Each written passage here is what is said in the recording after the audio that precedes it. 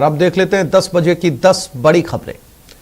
भारत जोड़ो का आज दूसरा दिन, मासूम का गुनहगार गिरफ्तार, राठौड़ की याचिका पर सुनवाई, रिमांड में खुलेंगे कई राज, रंधावा को प्रदेश की कमान, हादसा, मौत और बवाल, मोक्ष के लिए इंतजार, भ्रष्टाचार वाली सड़क, शिकंजे में शातिर ठग, छाने लगी कोहरे की चादर।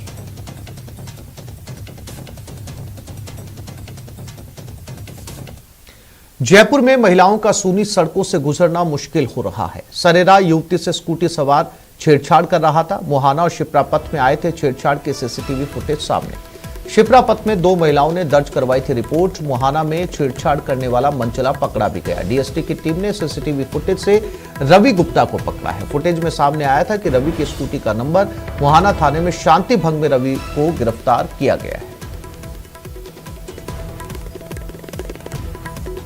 तो यह है राजधानी का हाल। जयपुर की सड़कों पर अगर जरा देर हो जाए या थोड़ा सा अंधेरा हो जाए और कोई महिला अगर सड़क पर अकेली जाती हुई मिले तो आप इस वीडियो को देखिए, इस सीसीटीवी फुटेज को देखिए कि इस शख्स ने पहले आसपास देखा कि कोई है तो नहीं छेड़ने वाला। ये तस्वीरें देखिए, पहले ये राइट देखा, फिर लेफ्ट देखा और फिर इस महिला के पास पहुंचा, छेड़खानी की। ये तस्वीरें आप देख सकते हैं। और विष्णु शर्मा हमारे साथ इस समय जुड़ गए, उनसे बात करते हैं। विष्णु, ये चिंताजनक तस्वीरें हैं। चिंता की बात इसलिए है कि अगर प्रदेश की राजधानी में, जहां पर सारा पुलिस डिपार्टमेंट, सारे मंत्री, सारे अधिकारी बैठते हैं, वहां पर अगर जरा देर हो जाए या फिर किसी सड़क पर अकेली महिला मिल जाए तो उसके साथ इस तरीके के सीसीटीवी फुटेज सामने आते हैं। अगर राजधानी की तस्वीरें ऐसी सामने आ रही हैं तो फिर विष्णु बाकी शहरों का, छोटे कस्बों का क्या हाल है? देखिए, बिल्कुल राजधानी के लिए इस तरह की तस्वीरें बड़ी चिंताजनक है और जयपुर पुलिस के लिए चैलेंज है और ये कमजोरी भी है कि इस तरह के सिलसिले जो है सड़कों पर घूम रहे हैं। और ये तो वो तस्वीरें जो सीसीटीवी फुटेज में सामने आ रही है। इसके अलावा ऐसे सैकड़ों ऐसे मामले होते हैं जो रात दिन जो महिलाओं को, जो कि कामकाजी महिलाएं होती है, उनको सड़क पे अकेले गुजरते वक्त में ये उनको झेलना पड़ता है। पिछले दिनों जब हमने फैसला ऑन द स्पॉट एक प्रोग्राम किया था और महारानी कॉलेज की छात्राओं से जब बातचीत की थी तो हर छात्रा ने लगभग इसी बात को जिक्र जो है न्यूज 18 से किया था कि जब वे सुनसान सड़क पर गुजरती है, रात के वक्त कोचिंग से लौटती है या फिर वे अपने काम से बाहर जाती है, तब उनको इस तरह की छेड़छाड़ का सामना उनको करना पड़ता है। लेकिन बदनामी की वजह से वे चुप हो जाती है, वे घबरा जाती है और वही हाल जो है इस महिला के साथ में भी हुआ। हालांकि इस तरह के एक सप्ताह में मामले कई सारे शिप्रा पथ और मोहाना थाने में सामने आए, लेकिन बदनामी की वजह से महिलाएं थाने तक नहीं पहुंची है। लेकिन जब ये सीसीटीवी फुटेज सामने आया और कुछ शिकायतें जब मोहाना थाना पुलिस तक पहुंची, तब जयपुर जो दक्षिण जिले की डीएसटी टीम ने सीसीटीवी फुटेज के आधार पर जो नंबर गाड़ी का सामने आया उसके आधार पर बदमाश का पीछा किया, सिरफिरे का पीछा किया और आखिरकार शिप्रा पथ का रहने वाला रवि गुप्ता नाम का जो ये शख्स है ये पुलिस की गिरफ्त में। लेकिन चूंकि मुकदमा कोई दर्ज नहीं किया गया, ऐसे में शांति भंग की धाराओं में ही रवि को गिरफ्तार किया गया, जिसमें इसकी जमानत भी हो जाएगी। लेकिन सबसे बड़ी बात ये कि कोई प्रोफेशनल बदमाश नहीं है, ये वो सिरफिरे हैं जिनको महिलाओं के साथ ना कोई इनको इज्जत उनको दिखती है ना कुछ और ये सिर्फ और सिर्फ महिलाओं की आबरू से छेड़छाड़ करना यही इनका मकसद होता है। और कुछ हाल भी इसी तरह का इस रवि गुप्ता के नाम के शख्स के साथ में। तो फिलहाल इससे पुलिस पूछताछ की रही है, लेकिन सबसे बड़ी बात बदनामी की वजह से महिलाएं जो है इनके सामने नहीं आ पाती है, रिपोर्ट दर्ज नहीं करवा पाती है। इनको भी चाहिए। ये जो सीसीटीवी फुटेज सामने आया, इस पर खुद पुलिस ने इनिशिएट लेते हुए इसको शांति भंग में गिरफ्तार किया है और जैसा कि आपने बताया जमानत भी हो जाएगी। ये केवल एक तस्वीर नहीं है, ये तस्वीर इसलिए सामने आ रही है, हम और आप इस पर इसलिए बात कर पा रहे हैं कि इसका सीसीटीवी फुटेज हमारे सामने। न जाने ऐसी कितनी ही सूनी सड़कें होंगी, ऐसे कितने ही जगह होंगी पूरी राजधानी के अंदर जहां कई बार महिलाओं को अकेला चलना पड़ता है और ऐसे कितने ही सौदे जो हैं उनके पीछे घूम रहे होते हैं, छेड़ रहे होते हैं। और जैसा कि आपने बताया कि महिलाएं 100 कारण होती हैं जिसके चलते जो है वो अपनी रिपोर्ट दर्ज नहीं करवा पाती। विष्णु, इन तस्वीरों के अंदर कोई बहुत ज्यादा अंधेरा नहीं है, बिल्कुल दिन का समय है, आप देख सकते हैं। तो अंधेरे में तो निकलना ही बंद कर दे फिर राजधानी में महिलाएं। मैं आपको वही बता रहा हूँ कि महिलाओं से संबंधित जो अपराध हो रहे हैं उन्हीं को लेकर के न्यूज 18 राजस्थान ने खबर ऑन द स्पॉट, फैसला ऑन द स्पॉट एक प्रोग्राम किया था, जिसमें हमने राजधानी में महारानी कॉलेज में जाकर के जो बच्चियां हैं उनसे बातचीत की थी, युवतियों से बातचीत की, जो कॉलेज स्टूडेंट से बात की थी। हर छात्रा के ने जुबान पर केवल इसी बात का दर्द था, उनकी आंखों में वो आंसू हमने देखे थे जब हम उनसे बातचीत करते। उनका कहना था कि शाम के वक्त में जब कभी वे अकेले निकलती है, जब कभी कोचिंग से लौट रही होती है या फिर किसी काम की वजह से उनको बाजार में से गुजरना होता है, तो हर बार बस में सफर करते वक्त हो या फिर रात पैदल सड़क पर चलते वक्त इसी तरह के सिलसिलों का उनको सामना करना पड़ता है, छेड़छाड़ उनको झेलनी पड़ती है, लेकिन वे कुछ कर नहीं पाती, वे पुलिस तक पहुंच नहीं पाती, क्योंकि बदनामी की वजह एक होती है। उसके अलावा मुकदमों की जो पेचीदगी में उलझना ये कोई चाहता नहीं है। ऐसे में महिलाएं इसमें आगे नहीं आ पाती, बच्चे इसमें आगे नहीं आ पाती। लेकिन इसमें अच्छा एक रोल पुलिस का भी रहेगा कि मुहाना थाना पुलिस की ने ये फुटेज सामने है और जयपुर जिले की साउथ जो डीएसटी टीम है दक्षिण जिले की, उन्होंने आगे चल करके फुटेज के आधार पर इस बदमाश को पकड़ा। लेकिन चूंकि कोई मुकदमा इसमें दर्ज नहीं हुआ है, तो बहुत सख्त कार्रवाई इस बदमाश के खिलाफ नहीं हो पाएगी। जी विष्णु, क्या ऐसे समय में जब पुलिस ने आज ये इनिशिएट किया है, इस सीसीटीवी को देखकर इस शख्स तक पहुंची है, हालांकि इस महिला ने कोई मुकदमा दर्ज नहीं करवाया, बावजूद इसके पुलिस ने इसको गिरफ्तार किया है, क्या ऐसे समय में पुलिस को सामने आकर राजधानी ही नहीं बल्कि पूरे प्रदेश की लड़कियों को यह भरोसा नहीं दिलाना चाहिए, महिलाओं को यह भरोसा नहीं दिलाना चाहिए कि आप बेफिक्र होकर सड़कों पर निकले, हम आपके साथ हैं, क्योंकि ये सही समय है महिलाओं को भरोसा दिलाने का? देखिए, मैं आपको बताऊंगा कि वैसे जो ये वक्त जो है, इसी को देखते हुए जयपुर शहर कमिश्नरेट में निर्भया महिला स्क्वाड की जो टीम है वो काम कर रही है अलग अलग जगहों पर, जो कि संभावित इन्होंने जो जयपुर के जो जोन जो आइडेंटिफाई किए हुए हैं वहां पर महिला जो स्क्वाड की जो ऑफिसर्स हैं, महिला जवान है, वो गश्त भी करती है। उसके लिए ऑपरेशन सेफर व्हील्स जैसे कुछ अभियान में चलाए गए, लेकिन बावजूद क्योंकि इनकी संख्या इतनी है कि जगह जगह पब्लिक पार्क हो, पब्लिक प्लेसेस हो, कोई सार्वजनिक बस स्टैंड हो या फिर कोई गलियां या कोई सुनी सड़कें, हर जगह पर इस तरह के मनचले सिरफरे जो है घूम रहे हैं, तो इनको काबू में करना भी एक बहुत बड़ी बात है। लेकिन जब पुलिस के लिए चुनौती है कि इस तरह के लोगों को पकड़ा जाए और सख्त से सख्त इनके खिलाफ कार्रवाई की जाए। भले ही रिपोर्ट महिला की तरफ से दर्ज न हो, लेकिन क्योंकि उसकी गोपनीयता को बरकरार रखते हुए पुलिस खुद इनिशिएटिव ले। आपने बताया कि ये जो लोग होते हैं जो इस तरह की मनचली हरकतें ये लोग करते हैं महिला को अकेले देखकर, इन पर बहुत ज्यादा विष्णु, अगर कानूनी कार्रवाई से ज्यादा जरूरी ये नहीं हो जाता कि ये सीसीटीवी फुटेज इनके घर वालों को दिखाए जाए, इनके माता पिता को दिखाए जाए, इनकी बहनों को दिखाया जाए कि ये आपके परिवार का बच्चा है और जब घर से निकलता है तो सड़क पर ये हरकतें करते हुए पाया जाता है? देखिए, मुझे कुछ केस ऐसे याद है जबकि निर्भया की टीम ने इस तरह के मंचलों को पकड़ा, तब उनके परिजनों तक ये फुटेज जो है सामने दिखाए गए। क्योंकि जब पहली बार जब पुलिस ने इनके घर वालों को जब शिकायत की, तब घर वाले इस बात को मानने से ऐतराज कर रहे थे, वो स्वीकार ही नहीं कर पा रहे थे कि उनका बच्चा भी ऐसा कुछ हो सकता है।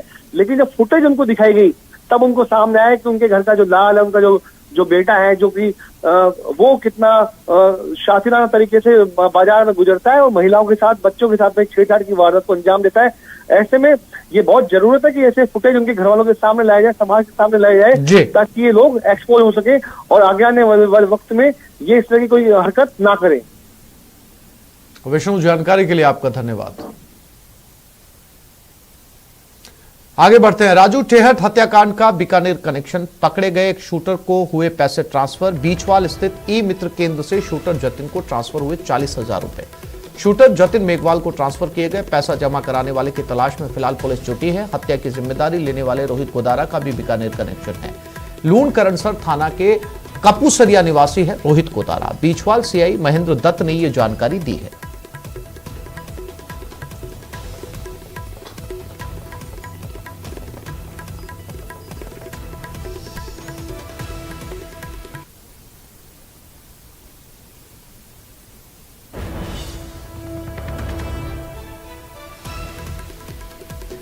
तो अब राजू ठेहट हत्याकांड में बीकानेर का कनेक्शन भी सामने आया है। जो पोस्ट लगातार वायरल हो रही है, उस पोस्ट को लिखने वाले रोहित गोदारा का भी बीकानेर कनेक्शन है और साथ ही साथ जो पैसे जमा कराए गए मेघवाल के अकाउंट के अंदर, वहां का भी बीकानेर कनेक्शन सामने आ रहा है और ये सारी जानकारी दी है वहां के एसएचओ ने।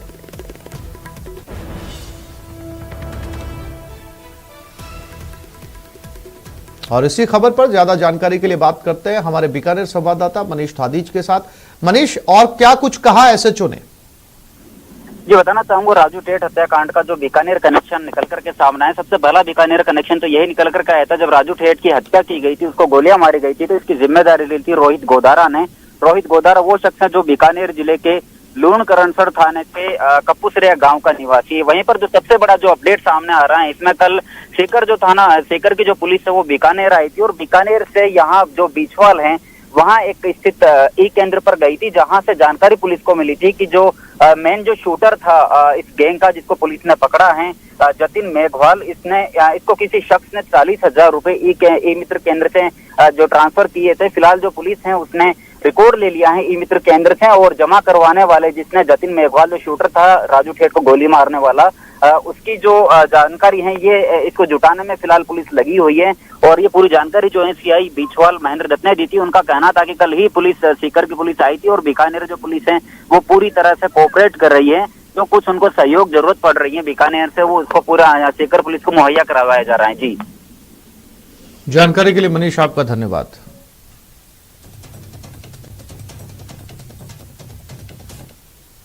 राजू ठेठ मर्डर केस मामले में बदमाशों से पुलिस की पूछताछ जारी है। पुलिस के आला अधिकारी पूछताछ कर रहे हैं।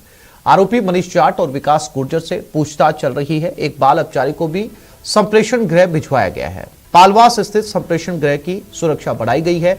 संप्रेषण गृह के बाहर पुलिस जाब्ता तैनात किया गया है। गोलियां चलाने वाला एक नाबालिग आरोपी भी है। बदमाशों से पुलिस पूछताछ में कई अहम खुलासे भी हो चुके हैं। फिलहाल पूछताछ के बारे में ज्यादा जानकारी बाहर नहीं आ पा रही है, क्योंकि पुलिस फिलहाल कोई भी सेंसिटिव जानकारी देने से बच रही है।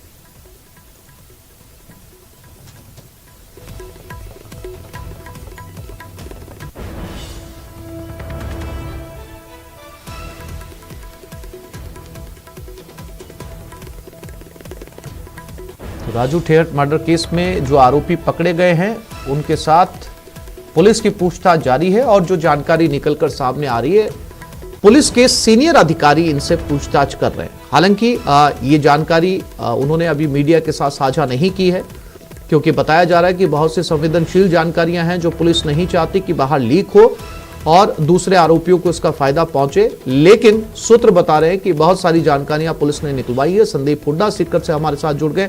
सीकर, चूंकि संदीप, ये पूरा मामला जो है संवेदनशील जानकारियों से जुड़ा हुआ है। पुलिस नहीं चाहती कि कोई जानकारी लीक हो, बाहर निकले और दूसरे आरोपियों को इसका फायदा निकले, लेकिन फिर भी सूत्र क्या बताते हैं और कौन कौन अधिकारी जो है इस समय पूछताछ में लगे हुए हैं? क्या इस समय पुलिस को वाकई कोई महत्वपूर्ण जानकारी मिली है इस गैंग से जुड़ी हुई?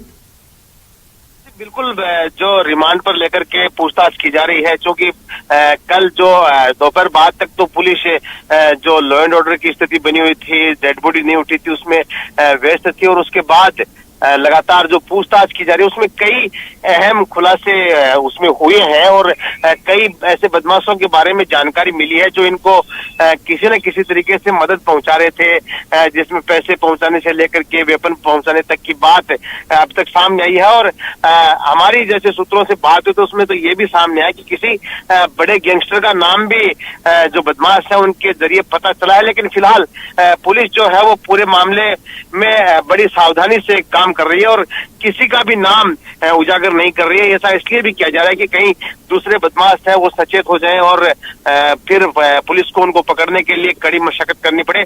तो फिलहाल जो दो मैन जो मुख्य जो हैं मनीष और विक्रम, जो कि दोनों सीकर के रहने वाले हैं और कहीं ना कहीं पूरी साजिश में ये दोनों ही शामिल हैं, तो इनसे जो पूछताछ की जा रही है। दूसरा जो एक जो बाल अपचारी है उसको संप्रेषण गृह भिजवाया गया था, तो वहां भी चूंकि बाल अपचारियों के भागने की कई बार घटनाएं हो चुकी है, तो वहां की सुरक्षा के लिए भी जो स्पेशल गार्ड है उसको तैनात किया गया, जिससे कि वो इस तरह का कदम नहीं उठा सके। जी संदीप, अब जब कुछ महत्वपूर्ण जानकारियां पुलिस को लग चुकी है, तो क्या एक बड़े एक्शन की फिर से उम्मीद है पुलिस की तरफ से? बिल्कुल आसिफ, क्योंकि जो बड़े अपराधियों के बारे में जो जानकारी मिली है उनको लेकर ये बताया जा रहा है, पुलिस के हमारे सूत्र जो बता रहे हैं कि उन पर भी जल्दी शिकंजा कसा जा सकता है। दूसरी तरफ कई ऐसे लोग हैं जिन्होंने यहाँ पर स्थानीय स्तर पर मदद की है, किसी ने रेकी करने में मदद की है, किसी ने जो इनको हॉस्टल दिलाने में मदद की है, तो उनको सबके बारे में भी जो जानकारी है वो पुलिस को मिल चुकी है और उन पर भी बहुत जल्दी ही वह शिकंजा कसा जाएगा। और कई लोग हैं, चूंकि अभी तो पुलिस के पास 2 ही लोग हैं जिनसे पूछताछ की जा रही है। एक बाल अपचारी होने की वजह से उसे संप्रेषण गृह भिजवा दिया गया, 2 के पैर में गोली लगी होने की वजह से उनको जो है वो SMS में अभी जांच के लिए भर्ती कराया गया है। तो पुलिस का कहना है कि जब इन 2 से पूछताछ पूरी हो जाएगी और जो जयपुर में जिनका इलाज चल रहा है उनको अस्पताल से छुट्टी मिल जाएगी, उसके बाद जब आमने सामने चारों को बिठा करके पूछताछ होगी उसमें कई ऐसे मामले हैं, कई अहम खुलासे होंगे जो इस गैंगवार को तोड़ने की दिशा में अहम जो कदम साबित होंगे। और दूसरी तरफ राज्य सरकार ने भी जैसे आज कहीं जानकारी ऐसी मिल पा रही है कि जिस तरह से ये जो संगठित अपराध जो गैंगवार हो रहे हैं इनको तोड़ने के लिए विशेष कानून लाने की जो तैयारी राज्य सरकार कर रही है, इस तरह की जानकारी भी जो है वो मिल रही है। जी संदीप, यानी कि ये समझा जाए चूंकि सीकर अभी इस पूरे गैंगवॉर का सेंटर बना हुआ है तो सभी बड़े पुलिस अधिकारियों की कैंपिंग फिलहाल सीकर में ही है।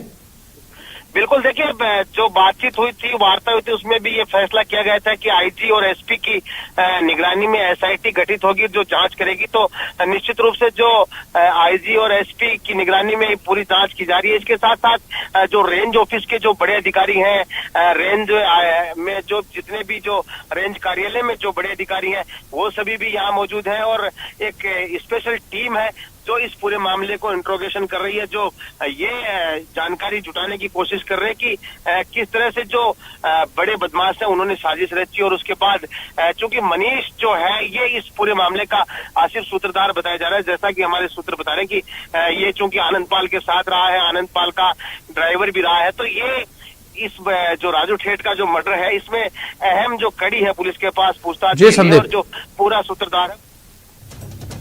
जानकारी के लिए आपका धन्यवाद।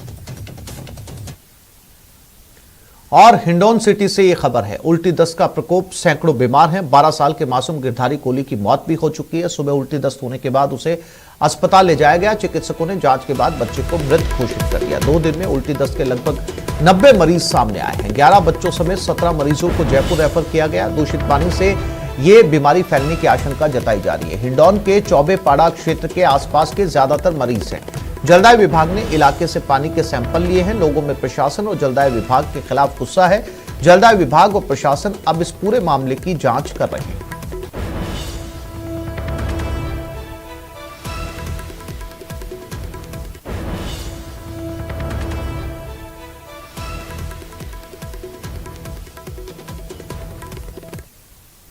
टूटी पड़ी है लाइन, वहां से कोई चेक नहीं कर रहा। ये यहाँ से इतना यहाँ आ रहे ना, यहाँ से पानी जा रहा है, पानी उधर से आ रहा है। किधर से आ रहा है? खारी में से, वाटर वर्क से जो पानी आ रहा है वहाँ लाइन टूटी पड़ी हुई है। अच्छा, सप्लाई में से, उस वजह से गंदा पानी नल लगे हुए सप्लाई में, सब लीकेज है वहाँ पर, उस वजह से गंदा पानी। मैं खुद हो चुका हूँ इस पीड़ा से। रात को पलटी दस्त हुए थे अचानक और सुबह ही 5 बजे 5:30 बजे खत्म हो गया। हॉस्पिटल लेके गए थे तब तक खत्म हो गया। क्या नाम है बच्चे का? देव कुमार। कितने साल की उम्र है? 12 साल। और सुबह कब लेके गए थे आप? हम लेके गए थे 5:30-6 बजे लेके गए थे। तो वहाँ भर्ती हुआ करवाया था? नहीं, भर्ती देखा उन्होंने चेक करके डॉक्टरों ने तो मृत घोषित कर दिया।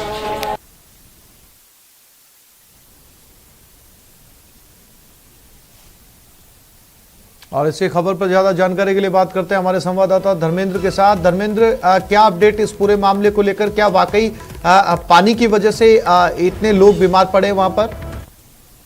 बताना चाहूंगा, क्षेत्र में लंबे समय से हिंडौन के चौबेपाड़ा क्षेत्र में दूषित पानी की शिकायतें मिलती रही थी, जिसकी बार-बार शिकायत के बाद भी समाधान नहीं हुआ। और पिछले 3 दिन से लगातार इस क्षेत्र में जो लोगों के उल्टी दस्त की शिकायतें आने लगी, बड़ी संख्या में लोग हॉस्पिटल पहुंचने लगे। अब तक 110 से अधिक मरीज हॉस्पिटल में भर्ती हो चुके हैं, जिनमें से 11 बच्चों से 17 से अधिक लोगों को जयपुर रेफर किया गया है। और एक बालक है देव कुमार पुत्र गिरधारी लाल कोली है, जो शाहगंज हिंडौन का निवासी है। इस बालक को रात को अचानक 4-5 उल्टियां हुई और सुबह जब इसे हॉस्पिटल ले जाया गया तो चिकित्सकों ने इसे मृत घोषित कर दिया। इस मामले को लेकर कल जब दिशा की बैठक हुई, सांसद डॉक्टर मनोज राजौरिया ने भी जो अधिकारी हैं उनसे इस मुद्दे को उठाया था, इसके समाधान की बात कही थी। क्षेत्र के लोग लगातार इसको लेकर धरना प्रदर्शन भी करते रहे हैं और अब जब समाधान नहीं हुआ है तो ये बीमारी के तरह हिंडौन में फैल चुका है और लोग काफी परेशान है। हालांकि घटना के बाद जो अधिकारी हैं वो मौके पर पहुंचे हैं और जो पानी के सैंपल हैं वो लेकर जांच के लिए भिजवाए हैं। जी आसिफ। धर्मेंद्र, जानकारी के लिए आपका धन्यवाद। तो फिलहाल पानी के सैंपल लिए गए, सैंपल को भिजवाया गया। इस जांच के बाद ही पता चल पाएगा कि पानी जहरीला था या नहीं। न्यायिक कर्मचारी संगठनों का सामूहिक अवकाश जारी है। प्रदेश भर में आज निचली अदालतों में कामकाज बंद रहेगा। मांगों पर लिखित आदेश नहीं आने तक आंदोलन जारी रहेगा। 1200 से ज्यादा निचली अदालतों में कामकाज ठप रहेगा। 17,400 से ज्यादा न्यायिक कर्मचारियों ने काम का बहिष्कार कर रखा है। 6 सूत्री मांगों को लेकर काम का बहिष्कार किया जा रहा है। राजस्थान न्यायिक कर्मचारी संघ के आह्वान पर यह काम का बहिष्कार किया जा रहा है। पिछले कई दिनों से न्यायिक कर्मचारी का अवकाश जारी है और लगातार इनके दूसरे संगठनों का भी साथ मिलता जा रहा है और इसकी वजह से अदालतों का कामकाज लगातार प्रभावित हो रहा है।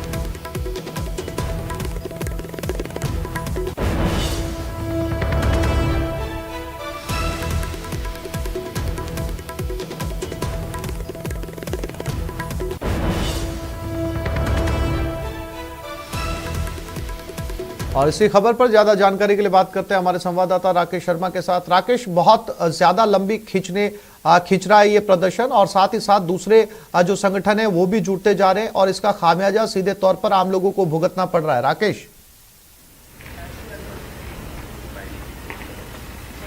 बिल्कुल, देखिए आसिफ, जो अधीनस्थ अदालतों में जो हड़ताल चल रही है, लंबा समय हो गया है, करीब 18 से 19 दिन इनको हो गए। बिल्कुल आसिफ, आपकी आवाज मिल रही है? आसिफ, जहां तक अधीनस्थ अदालतों में हड़ताल का सवाल है, लगभग 12 लाख से ज्यादा केस जो है वो सुनवाई में शामिल नहीं हो सके हैं। नए केस जो एडमिट होने थे इन अधीनस्थ अदालतों में वो सुनवाई में शामिल नहीं हो पा रहे हैं। यानी इनके आसपास जितने लोग जो जुड़े हुए थे, चाहे हजारों अधिवक्ता जो प्रदेश की अधीनस्थ अदालतों में बैठते थे, उन पर रोजी रोटी का संकट अब मंडराने लगा है। लगभग 19 दिन हो गए हैं जब से ये आंदोलन चल रहा है।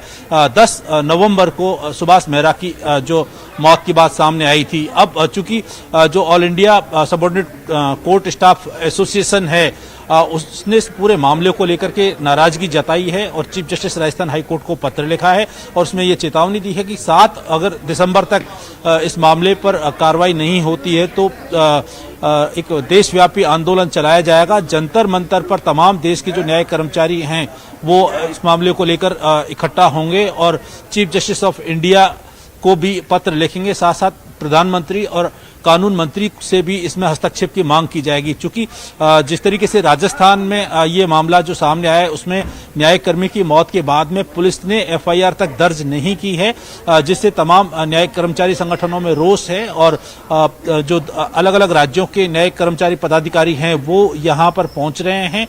जो all India subordinate court staff association के वाइस प्रेसिडेंट हरमीत सिंह टिक्कू जयपुर पहुंचे हुए हैं और उन्होंने चीफ जस्टिस ऑफ राजस्थान से भी मुलाकात करने की प्रयास किए हैं। इसके अलावा पुलिस कमिश्नर से भी उन्होंने मुलाकात की है, लेकिन अभी तक कहीं कोई एफआईआर दर्ज नहीं हुई है।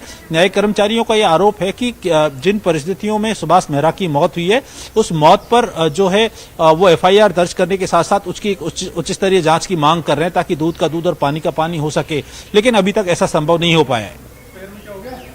राकेश, अब सवाल यह है कि जब इतने लोग लगातार प्रदर्शन में जुड़ते जा रहे हैं, दूसरी तरफ आम लोगों को इसका खामियाजा भुगतना पड़ रहा है, तो क्या यह प्रदर्शन समाधान की तरफ बढ़ता हुआ भी नजर आ रहा है?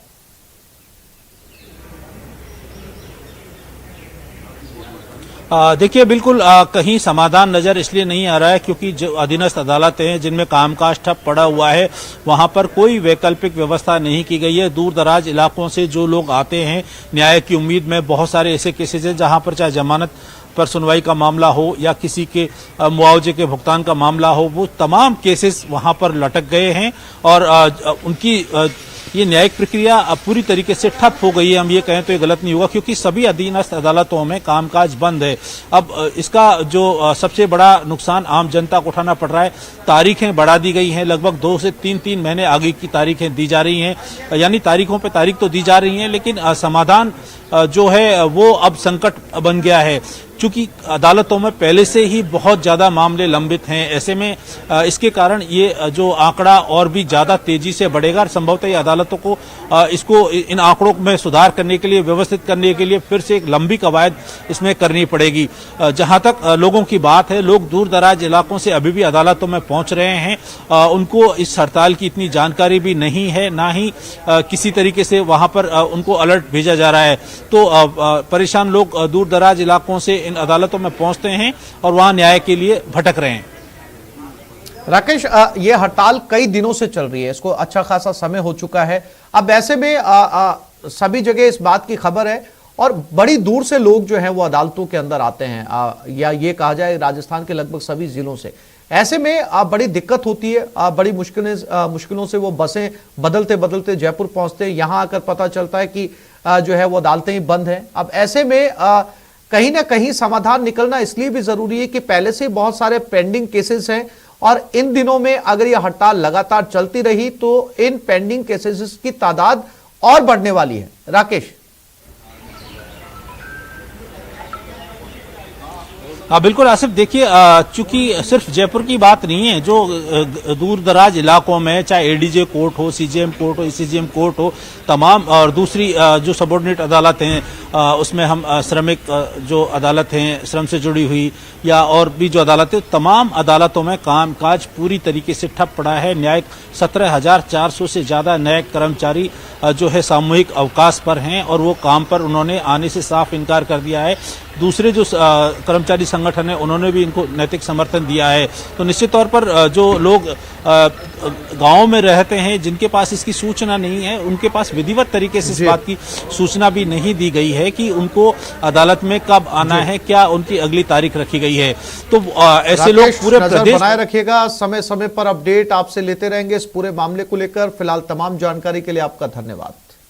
आगे बढ़ते हैं। जयपुर में न्यायिक अधिकारी के आवास पर न्यायिक कर्मचारी सुभाष मेहरा की संदिग्ध मौत के मामले में कर्मचारियों का आंदोलन लगातार जारी है।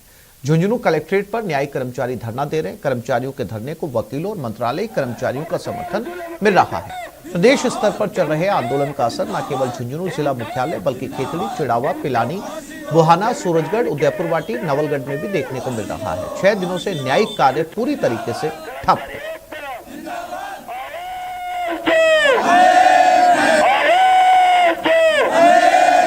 हमारा सामूहिक अवकाश का 6ठा दिवस है और राज्य स्तर पर यह आंदोलन पूर्ण गति से इसी निरंतर चल रहा है और जब तक हमारे कर्मचारी मृतक सुभाष मेहरा के को न्याय नहीं मिलेगा, यह हमारा आंदोलन निरंतर जारी रहेगा, अनवरत चलता रहेगा। हमारी प्रमुख मांगे यही है कि प्रथम तो इस जो इनकी संदिग्ध मृत्यु हुई है उसके संबंध में एफआईआर दर्ज की जाकर उसका पूर्ण रूप से अन्वेषण किया जाए कि उनकी मृत्यु किन परिस्थितियों में कैसे और किन कारणों से हुई थी और उसके अतिरिक्त उनके परिवार को 50 लाख रुपये मुआवजा और उनके एक परिवार के एक सदस्य को सरकारी नौकरी का देना तय किया जाए, जिससे कि उसके परिवार को आगे सरवाइव करने के लिए संबल मिल सके।